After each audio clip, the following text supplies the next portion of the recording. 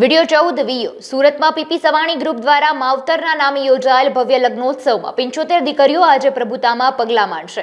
પિતાની છત્રછાયા ગુમાવી ચૂકેલી આ દીકરીઓ પાલક પિતા તરીકે મહેશ સવાણી અને સમગ્ર પીપી સવાણી પરિવારની દીકરી બનીને વિદાય લીધી હતી। લગભગ 5000 દીકરીઓના પિતા બની તમામ જવાબદારી નિભાવતા મહેશ સવાણીના સાથની સાથે અવસરને વધાવવા અનેક મહાનુભાવો હાજર રહ્યા હતા અને એમણે દીકરીઓનું કન્યાદાન કર્યું હતું। વિદાય ગીતો સાથે વિદાય પ્રસંગે દીકરીઓની આંખોમાંથી અશ્રુઓની धारा वही हती।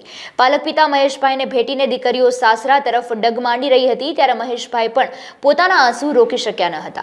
આજના સમૂહ લગ્નને ભવ્ય લગ્નોત્સવમાં મારી 75 માવતર વગરની દીકરીઓ અને માવતર લગ્નોત્સવમાં આજે 75 દીકરીઓ પ્રભુતામાં પગલાં માંડશે અને આજના પ્રોગ્રામમાં ભારતીય જનતા પાર્ટી અધ્યક્ષ CR પાટીલ સાહેબના હાથે અને દીકરીઓના હાથે દીપ પ્રગટ્ય થયું। દરેક દીકરી અને જમાઈઓ પહેલાં એમના ભગવાનની આરતી કરી અને આરતી કરીને એ પ્રભુતામાં પગલાં માંડવા માટે મંડપ તરફ રવાના થઈ અને આજે એટલા બધા લોકો પીપી સવાણીના આંગણે આ દીકરીઓને આશીર્વાદ આપવા અને દીકરીઓના માવતર બનવા માટે આવ્યા તે બદલ ખૂબ જ ગૌરવ અને હર્ષની લાગણી અનુભવી। આજના લગ્નમાં મુખ્યત્વે તો દર વખતની જેમ જ કે લગ્ન તો લગ્નની રીતે થતા હોય પણ સાથે સાથે વેવાઈઓને પણ એક માર્ગદર્શન મળે કે અને જીવનદીપ ઓર્ગન ફાઉન્ડેશન દ્વારા હજારોની સંખ્યામાં બધાએ એક સાથે શપથ લીધા કે અમે અમારા ઓર્ગન ડોનેશન માટેની જાગૃતિ માટે બધાઓ કરશું।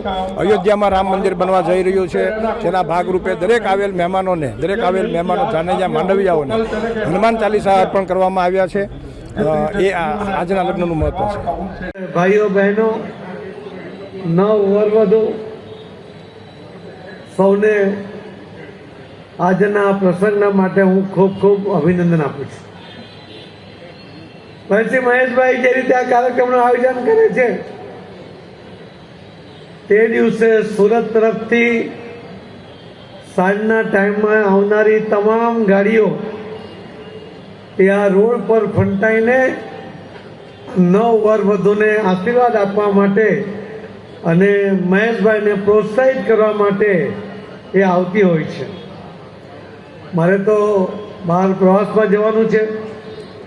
મને હતું કે કદાચ આજે હું આ પ્રસંગમાં નહીં જઈ શકીશ પરંતુ કાલે વલ્લભભાઈનો ફોન આવ્યો અને એમનો ફોન આવ્યો એટલે એમને હું નકારી નહીં શક્યો। મેં એમને કહ્યું કે હું ચોક્કસ આવીશ અને એટલે સમય કરતાં કદાચ થોડો વહેલો આવ્યો પણ જવાનું હોવાથી હાજરી પુરાવીને તમારા દર્શન કરવાની તક એ મેં લઈ લીધી।